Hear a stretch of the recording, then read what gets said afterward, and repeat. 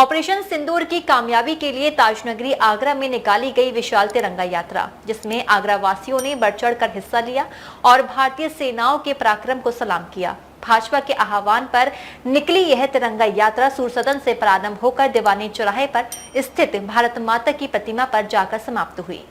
Operation सिंदूर की कामयाबी को लेकर देश भर में उत्साह का माहौल है। इसी उपलक्ष्य में ताजनगरी आगरा में विशाल तिरंगा यात्रा निकाली गई।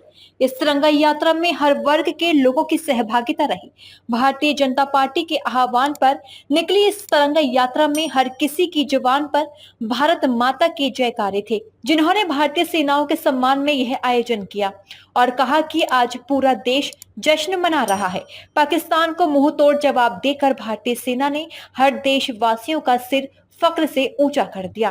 तिरंगा यात्रा का उद्देश्य यह है, राष्ट्रीय संकट के समय भारत एक है।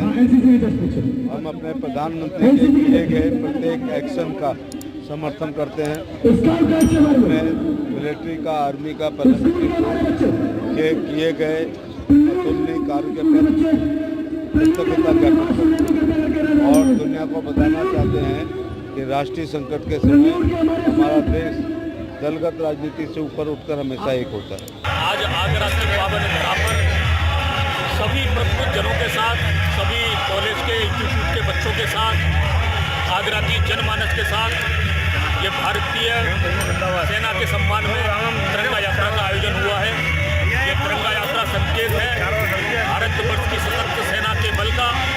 ये तिरंगा यात्रा संकेत है देश के यशस्वी प्रधानमंत्री के सम्मान में। ये तिरंगा यात्रा एक बहुत बढ़कर आज हर जनमानस के साथ खड़े होकर भारतवर्ष की सेना को मनोबल बढ़ाने के लिए तिरंगा यात्रा आज निकाली जा रही है और पाकिस्तान को मुंह तोड़ जवाब हमारी सेना ने जो दिया है, पाकिस्तान के बीच में आतंक परस्ती काम करने वाले लोगों को जो संदेश दिया है, मुंह तोड़ जवाब दिया है, ये उन सैनिकों के सम्मान में आज तिरंगा यात्रा आगरा की पावन धरा पर निकाली। ये 22 अप्रैल को जो पाकिस्तान के जो आतंकवादी थे, उन्होंने पहलगाम के अंदर जो 26 लोगों की निर्मम हत्या की थी, धर्म पूछ करके कलमा पढ़वा करके, जिन्होंने कलमा नहीं पढ़ा उनके 26 लोगों को जो है वहाँ पर उनको जो मौत के घाट उतार दिया गया। उस घटना से पूरे देश के अंदर उबाल हुआ। पूरे देश की जनता ये चाहती थी कि प्रधानमंत्री जी इस बार जो है पाकिस्तान से बदला लें।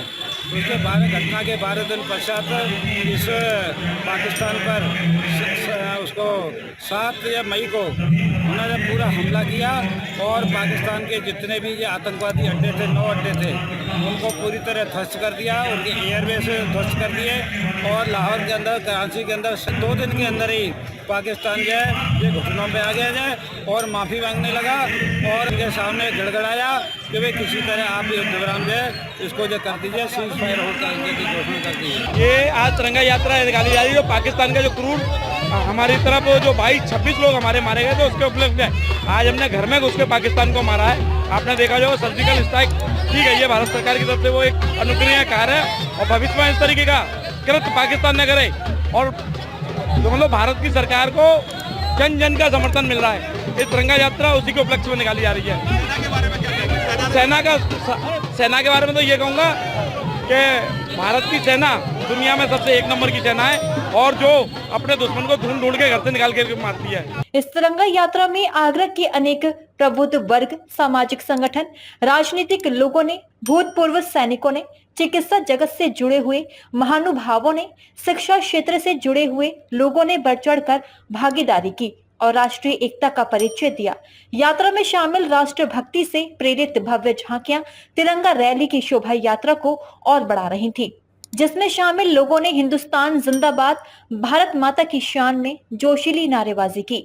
सभी ने चेतावनी भरे स्वर में कहा कि यह नया भारत है जो ईंट का जवाब पत्थर से देना जानता है।